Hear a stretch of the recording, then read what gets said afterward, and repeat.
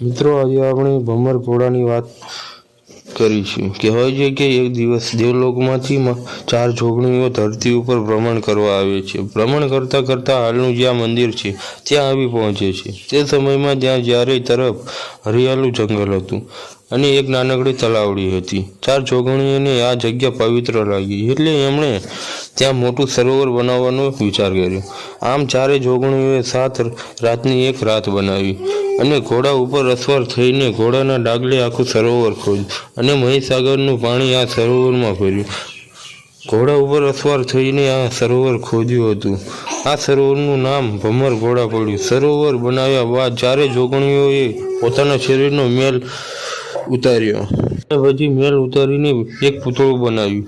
પૂતળું બનાવ્યા બાદ 4 જોગણીઓ ભગવાન શંકર પાસે જાય છે અને ભગવાન શંકરને કહે છે, હે ભોળાનાથ, અમે આ પૂતળું બનાવ્યું છે, એમાં તમે પ્રાણ પૂરો. શિવજીએ આ પૂતળામાં પ્રાણ પૂર્યા. ત્યારબાદ 4 જોગણીઓ પ્રગટ થયેલી દેવીને પોતાના હિરચીર સોંપી સરોવરમાં સ્નાન કરવા જાય છે અને જતા પહેલાં કહેતા જાય છે કે અમારા હિરચીર તથા સરોવરની તમારે રક્ષા કરવાની છે.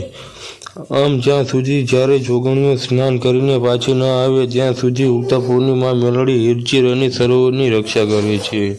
પછી 4 જોગણીઓ આ દેવી પર પ્રસન્ન થઈને પોતપોતાની શક્તિ અને અસ્ત્ર શસ્ત્રો આપે છે અને સાથે આશીર્વાદ આપતા કહે છે કે ધરતીના લોકો આ પંથક ઉપર તમારું મંદિર બનાવશે અને તમને માતા તરીકે પૂજશે.